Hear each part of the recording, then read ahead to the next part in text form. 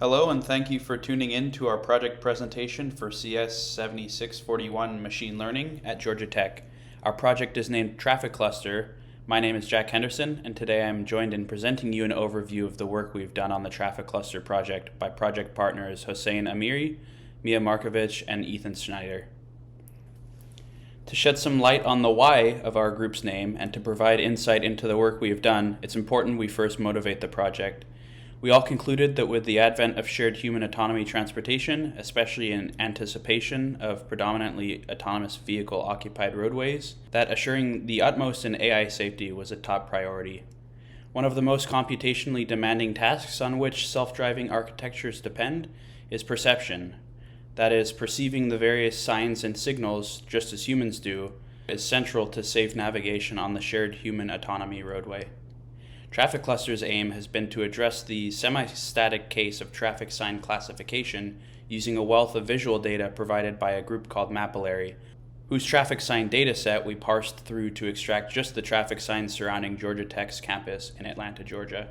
To quickly provide an overview of prior work in vision-based classification for self-driving, specifically of key machine learning approaches used, many researchers have taken the approach of using k-means trees, random forests, and histograms of gradients, otherwise known as hogs, as well as convolutional neural networks in their work.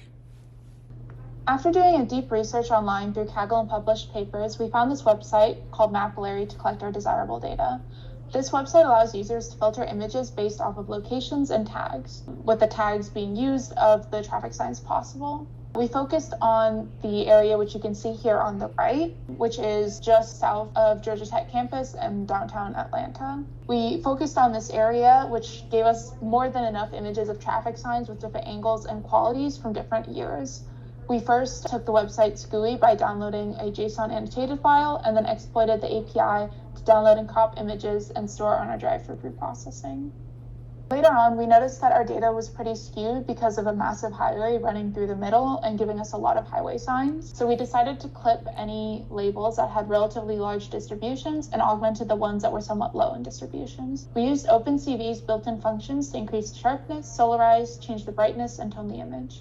You can see in the bottom a pedestrian sign, which has different augmentations applied to them. This gives us a more efficient overall distribution of each label, which you can see there on the right.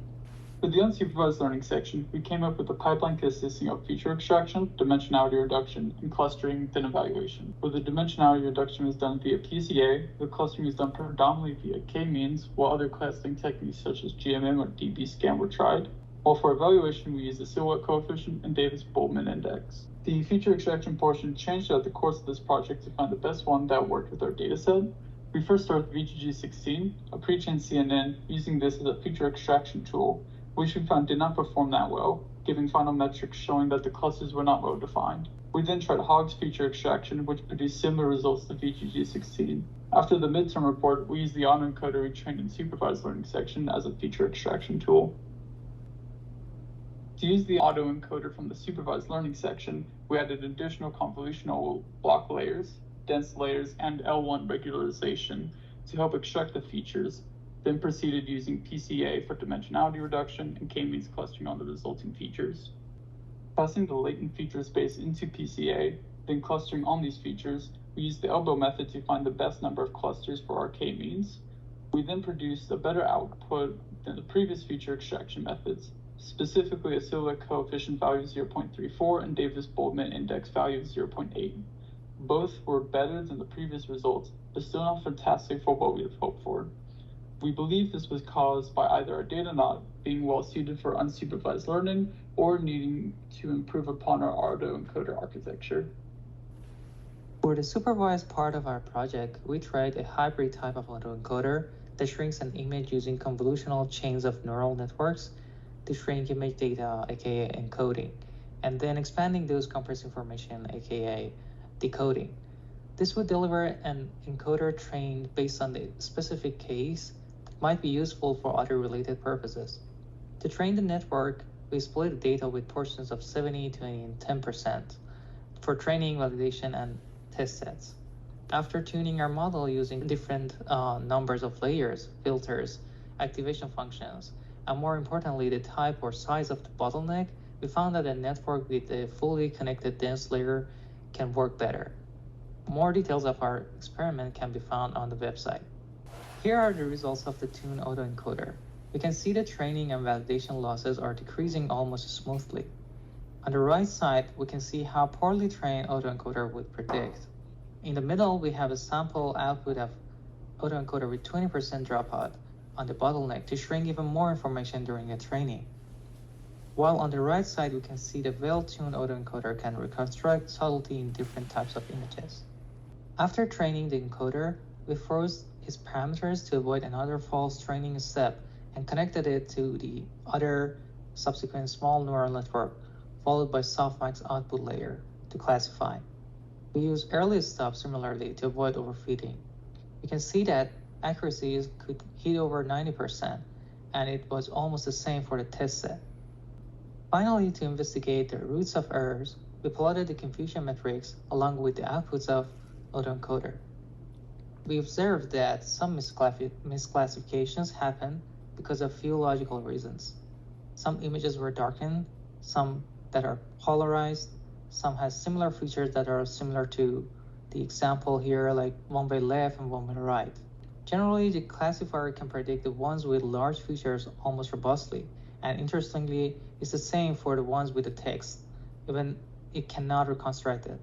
So another supervised model we tried was a CNN-based model. You can see the architecture on the right, but to describe it in words, this model consisted of 3 convolutional blocks, where each block consisted of a conv2D, leaky ReLU, conv2D, leaky ReLU, max pooling, and dropout. Then we had 2 blocks of dense layer plus leaky ReLU plus dropout, before finishing with the final dense layer of 78 for classes and having a softmax activation for classification. We only trained this model for 10 epochs, but already had really good results with 97.95% training accuracy and 97.71 validation set accuracy. We tried a couple of different architectures, trying to add or reduce convolutional blocks or to reduce the total number of parameters, but this one ended up working the best. You can see the confusion matrix on the right here for our model, and overall, the majority of the classifications are correct, with the matrix pretty much filling up across the diagonal. We also tested the precision, recall, and F1 scores for the model on the test set and got values of 97 for all 3 of these. You can also see here below one of the signs the model was able to classify well, which is on the bottom, and signs the model was unable to classify well on the top. We can see the images the model struggled with tended to be very light or dark images, or those that went through the solarizing filter. From our results, we were able to draw the following conclusions. First, using unsupervised learning approaches to robustly classify signs is very challenging. To do so effectively would require further modification to our autoencoder architecture, in addition to incorporating more data augmentation into our model. Second, while a convolutional neural network model achieves higher relative accuracy, it's difficult to tune the parameters on training such that the model doesn't overfit.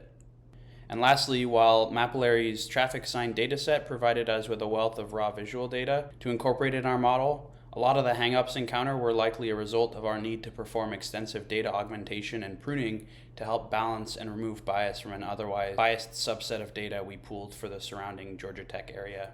And with that, we'd like to thank you for watching, and we encourage you to refer to the following references to learn more about the Mapillary dataset and for a more thorough review of methods used.